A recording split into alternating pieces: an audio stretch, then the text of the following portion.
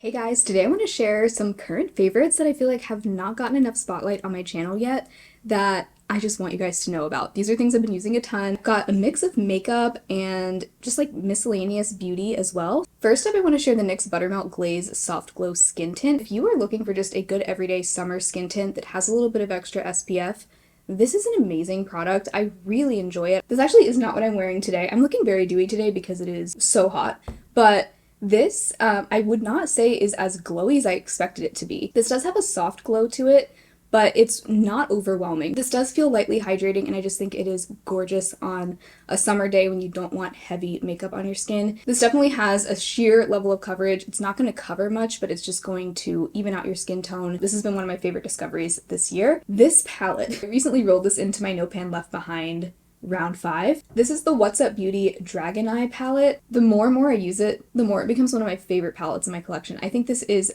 perfection. Just the balance of color and neutral. The shimmers in here I think are some of my favorites that I own. They're so glittery and they look just like glass. The mattes in here are perfect as well. They are just the right amount of like soft and creamy without being unblendable, and also without being too like dusty or too powdery when you dip into them. They're just perfect. I cannot get enough of this palette. I'm so happy to have it in my No Pan Left Behind right now. It's definitely been the one I'm reaching for the most out of all of them. This is what I have on today, and I did film the look. So I started out this look with the e.l.f. No Budge eyeshadow stick in Rose Gold, which I'm also trying to use up.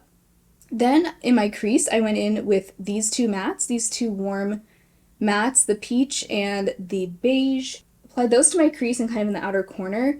Then on my lid, I went in with Fire, which is this like peachy golden to green duochrome. Reminds me of, I think it was the shade Tea Garden from ColourPop. They might still sell that, but this is like an even more intense version of that as far as like metallicness. And then I went in my inner corner and kind of like the inner third of my lid with the shade Fly, which is the lightest shimmer in here. I just think this palette is perfectly balanced for me, for my preferences, the way I like to wear color. Recently got to try this and I love it. I think this is a new launch from Makeup Revolution, and it's the Wrap Lash Mega Extension and Volume Tubing Mascara. I love tubing mascaras. The e.l.f. Lash Extender has been my favorite. I like this one, I think, just as much as the e.l.f. Lash Extender. The difference with this one, I feel like this is even more lengthening and volumizing. Then again, I have this in black and I've only ever had the e.l.f. one in brown. So yeah, I guess it's kind of hard to compare. But this is what I have on my lashes right now, and it really does feel, how do I show it? It really does feel almost like it's like extending the length of my lashes as I build it on there. It's so nice. Main thing I look for in a mascara is that it doesn't smudge or flake, because I feel like so many do. Even tubing mascaras, I have found some of them do flake. This one does not. I haven't had any smudging or flaking with this, and it comes off really easily. I would say it doesn't come off quite as easily as the e.l.f. Lash Extender, but it's still like just all you need is some warm water. Just kind of gently massage it into your eyelashes and then it'll start to come off. And yeah, that's what I love about tubing mascaras. I feel like they're just so much gentler on your lashes too, because you don't have to scrub to get them off. Yeah, I don't know if I've really seen much about this online yet, but I had to mention it because it's really good. This was sent in PR as well, by the way. Couple of lip products. First of all, this lipstick is so underrated. This is from the brand Queen Musia, I think is how you say it. It has the most gorgeous packaging. I think you can only buy this brand on either like the brand website or Nordstrom sells it. So it's not that like widely available, but if you can get your hands on it, specifically their matte cream lipstick in the shade Dorian is the most beautiful, warm, peachy pink. I feel like I have never found a lipstick color quite like this. And lately, if I'm reaching for a lipstick at all, it's this one. It's so brightening to my skin tone. I feel like it makes my teeth look whiter. And it's just a very creamy, very comfortable formula. And I really don't wear bullet lipsticks that often. This is a nice lipstick. Another lip thing I have to recommend since it's summer, the e.l.f. Sunboss Gloss with SPF 25. This I think is just my favorite SPF lip product, even over the In Beauty Project Sun Balm, which I also like. Kind of like the texture of this one better. The In Beauty one is just so like thick and really like sticks to your lips. This just feels like a regular lip gloss. I have the shade Blush Much, which is a nice, just rosy pink color. I just love this because I would never guess that this had sunscreen in it if it didn't say so on the label. Like, it just doesn't feel like a sunscreen, doesn't taste like a sunscreen because it's just minerals. It just feels like a regular gloss. It has a little bit of like a coconutty scent, but it's super light and just, I love it. And the other thing I love about this is it is so softening to my lips. Like, I find that the more I wear this and reapply it, just kind of almost as an everyday lip treatment throughout the day, my lips become so soft. I have like no dryness, no flakes. Had to recommend this if you're looking for an SPF lip product. I feel like so many of them taste horrible.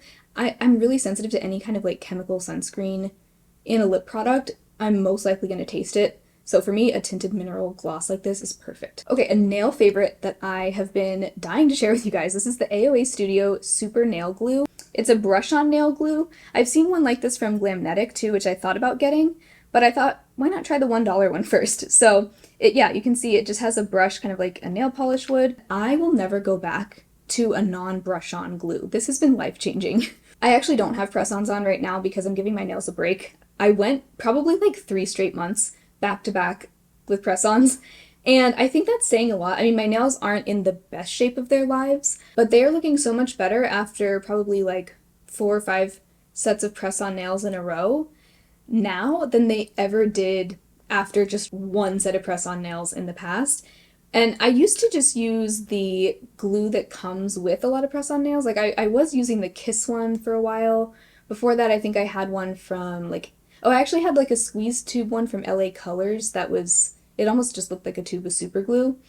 But I found that those, like any kind of squeeze-on nail glue, damage my nails so badly. And I think it must just come down to the fact that with a brush-on glue like this, you get such a more even application of glue, and you're supposed to apply this to both your natural nail and the fake nail. The press-on nails end up so much more secure on my nails because they have a perfectly even layer of glue on that's like not too thick, it's not too much, but it just coats the whole nail, so the nails end up staying on longer, but they also don't kind of like start falling off, and something about that I think just leads to much less damage overall. So for me with press-on nails, I get about 9 days of wear out of them when I use this before they start falling off.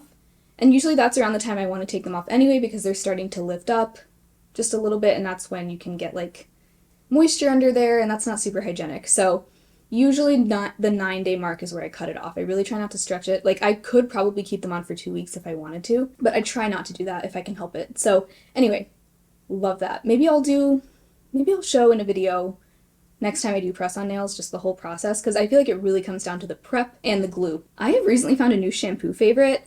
This is the Vanicream Shampoo for sensitive skin.